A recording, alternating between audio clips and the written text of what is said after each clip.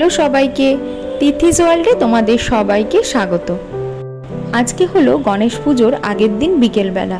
গিয়েছিলাম পুজোর জন্য কিছু কেনাকাটা করতে, মানে দশকর্মার জিনিস আর ঠাকুরের জন্য মিষ্টি।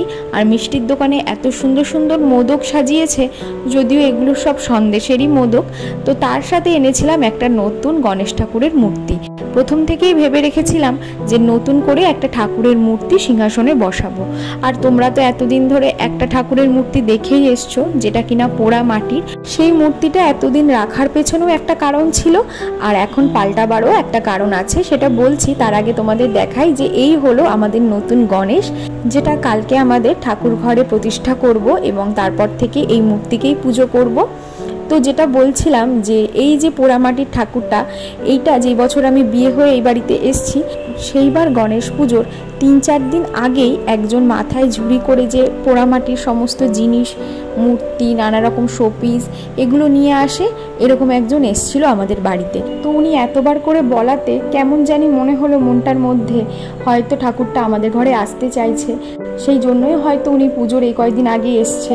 তো সেই ভেবে নিয়ে নিয়েছিলাম, কিন্তু তখন ঠাকুরটার চোখ, নাক, মুখ কিছুই বোঝা যাচ্ছিল না, যেহেতু পোড়ামাটির ছিল। তারপরে ওই ফেব্রিক দিয়ে চোখ, মুকুট আরও বিভিন্ন জায়গায় একটু হাইলাইট করে দিই যাতে একটু বোঝা যায়। তারপরে একই রকমভাবে ঠাকুরকে আবার সিংহাসনে বসিয়ে এই মূর্তিটাকেই গত 2 বছর ধরে পুজো দিচ্ছি। আমার এই চ্যানেলেই গণেশ পুজোর আরও একটা ভিডিও রয়েছে, সেই বছরই কিন্তু এই ঠাকুরটাকে বসিয়েছিলাম। কিন্তু আমাদের বাড়িতে কম বেশি যেহেতু তোমরা দেখেছোই যে পুজো আমরা দিয়েই থাকি, আর যত সুন্দরভাবে ঠাকুরঘরটাকে সাজাই না কেন ফুল দিয়ে বা লাইট দিয়ে, কোথাও না কোথাও যত দিন যাচ্ছে তত যেন মনে হচ্ছিল এই গণেশের যে পোড়ামাটির মূর্তিটা, এটা কোথাও না কোথাও একটু বেমানান হয়ে যাচ্ছে। যতই সাজাই না কেন কেমন জানি একটা উজ্জ্বলতা হারিয়ে গেছে। এমনিতেই পোড়ামাটির যেহেতু একটু কালচে মতন হয়, তাই যতই সাজানোর চেষ্টা করি না, কোথাও না কোথাও নিজের কাছেই খারাপ লাগছিল। তাই ভাবলাম ঠাকুর তো একই হয়, শুধু মূর্তিটাই না হয় পাল্টাবো, আর এমন কোনো মূর্তি আনবো যেটা আমরা বছরের পর বছর পুজো দিতে পারবো, কোনো রকম মোছা বা ধোয়া নিয়ে সমস্যা হবে না। এই জন্য এবার ঠিক করেছিলাম প্রথম থেকেই যে ঠাকুরের একটা নতুন মূর্তি সিংহাসনে বসাবো। আগের দিন সন্ধ্যাবেলা চলে গিয়েছিলাম ঠাকুর দেখতে, আর মনের মতন একটা পছন্দের মূর্তি নিয়ে আসি বাড়িতে। এরপরে সকাল থেকে নিজের মতন করে প্রতি বছরের মতন একটু সাজিয়ে গুছিয়ে নিয়ে ঠাকুরকে সিংহাসনে বসালাম।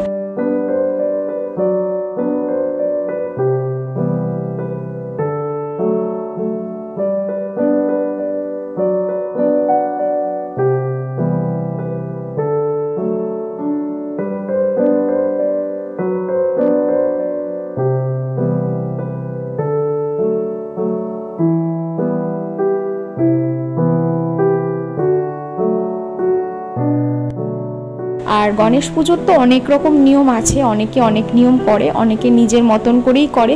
তো আমিও খুব বেশি নিয়ম যে জানি তা না, ছোটোর থেকেই মাকে যেভাবে বাড়িতে দেখতাম পুজো দিতে সেইটুকু নিয়মই জানি।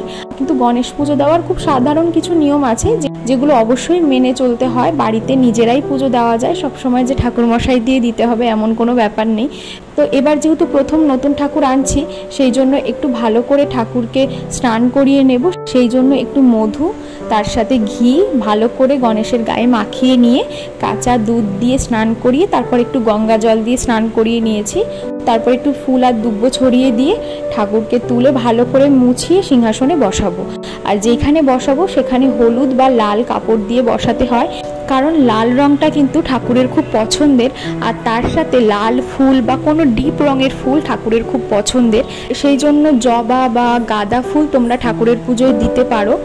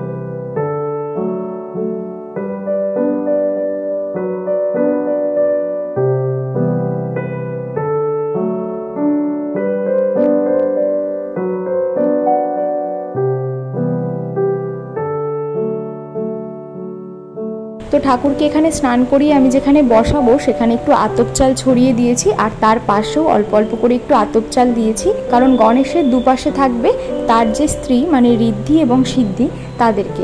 সেটা হলো দুটো সুপুরিকে নিয়ে লাল আর হলুদ সুতো দিয়ে ভালো করে পেঁচিয়ে ওই দু জায়গায় বসাতে হবে, আর একটুখানি সিঁদুরের ফোঁটা দিয়ে দিতে হবে।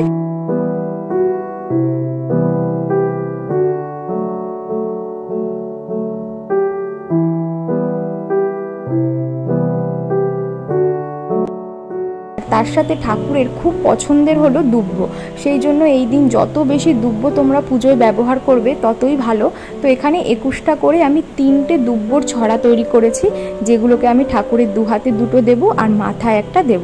অনেকে দুব্বর মালা করেও দেয়, কিন্তু আমি অতটা সময় পাইনি, যেহেতু একা হাতেই সব কিছু করেছি, তাই জন্য আমি এইভাবেই দিলাম। আমি এমনি দোকান থেকে একটা মালা কিনে এনেছিলাম, সেটাই পরিয়ে দিয়েছি, আর তার সাথে ঠাকুরের পৈতে, যেটা অবশ্যই ঠাকুরকে দিতে হয় এই দিনে, তো পৈতেটাও হাতে দিয়ে দিয়েছি। এবার যেহেতু সিংহাসনে নতুন ঠাকুর প্রতিষ্ঠা করছি, সেই জন্য প্রথমবার বসাবো ঘট, সেই জন্য ঘটের মধ্যে লাল সুতোকে 7 পাক দিয়ে বেঁধে নিয়েছি। এরপরে সিঁদুর দিয়ে একটা স্বস্তিক চিহ্ন এঁকে নিয়েছি, আর ঘটে তো নারকেল দেব, সেই জন্য নারকেলেও 3টে বা 5টা মানে বেজোড় সংখ্যায় সিঁদুরের ফোঁটা দেব, তার সাথে আম পল্লব তো রয়েছেই।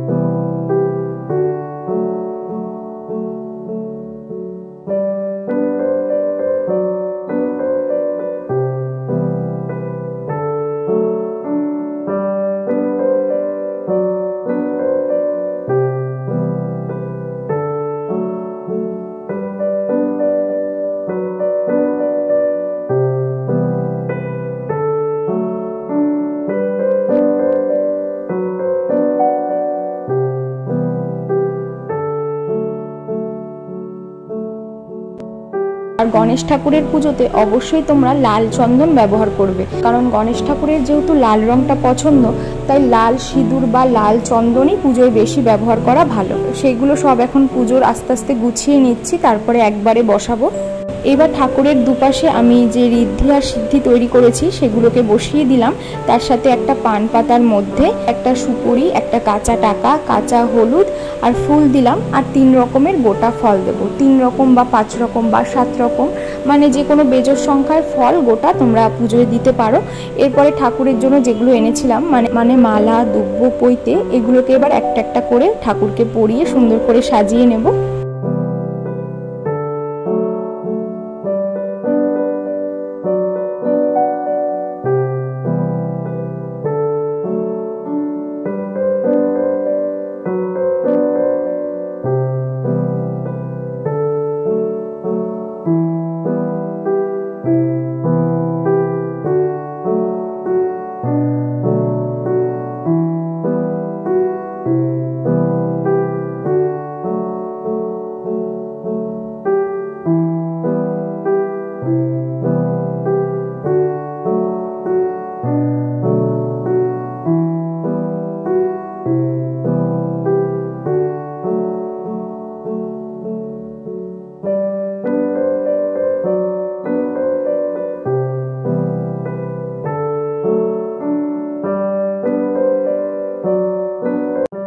এবার ঠাকুরের সামনে ঘটটা বসাবো, সেই জন্য যে জায়গায় ঘটটা বসাবো সেখানে একটু আতপ চাল, একটু হলুদ গুঁড়ো আর গুঁড়ো সিঁদুর একটু ছড়িয়ে দিয়ে তার উপরে ঘটটা বসাবো। ঘটের মধ্যে জল ভরে একটা কাঁচা পয়সা, সুপুরি, চাল, তার সাথে 2টো ফুল দিয়েছি, একটু দুব্ব, বেলপাতা আর আমসরাত দিয়ে তার উপরে যে নারকেলটা রেখেছিলাম সেটা বসিয়ে এবার ঘটটাকে ঠাকুরের সামনে বসিয়ে দেব।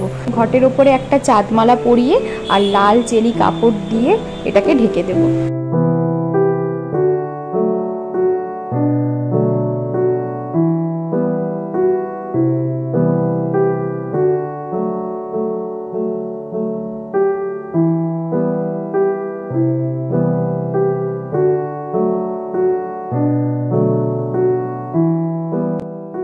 তো যেইভাবে আর কি পুজোয় ঘট বসানো হয় সেইভাবেই বসালাম। এটা প্রতি বছর না দিলেও চলে, বা দেওয়া যদি সম্ভব হয় তাহলে দেওয়াও যায়, কিন্তু যেহেতু এই বছর প্রথমবার আমি নতুন ঠাকুর বসাচ্ছি সেই জন্য আমি ঘটটা বসিয়েছি। সবশেষে ঠাকুরের পায়ে দিলাম পদ্ম ফুল, তার সাথে গুরুদেবের পায়েও পদ্ম ফুলটা দিলাম, কারণ পুজোয় পদ্ম ফুল দেওয়া ভীষণই ভালো। এই তো ঠাকুরের এই জায়গাটাও ভালো করে সাজানো হয়ে গেছে, তার সাথে আমাদের যে সিংহাসন সেটাও ভালো করে সাজিয়ে নিয়েছি। আর ফল মিষ্টি যা যা এনেছিলাম সেগুলোও ভালো করে গুছিয়ে নিয়েছি, সবটা তোমাদের সাথে আর শেয়ার করতে পারিনি। এখানে অল্প করে একটু ফল কেটে নিয়েছি, আর ঠাকুরের জন্য এনেছিলাম মোদক আর লাড্ডু, যেটা ঠাকুরের সব থেকে প্রিয়। যদিও আসলে যে মোদক হয় সেটা তো অন্যরকমভাবে তৈরি হয় এবং একটু সময় সাপেক্ষ, সেইটা তো এখনকার দিনে আর দোকানে পাওয়া যায় না। মানে ওই মাখা সন্দেশকেই মোদকের সাঁচের মধ্যে বসিয়ে মোদক বানানো আর কি। তো এখানে আমি সময় মতন সব কিছু গুছিয়ে ঠাকুরের সামনে দিলাম। এবার পুজোটা তাড়াতাড়ি সেরে নেব।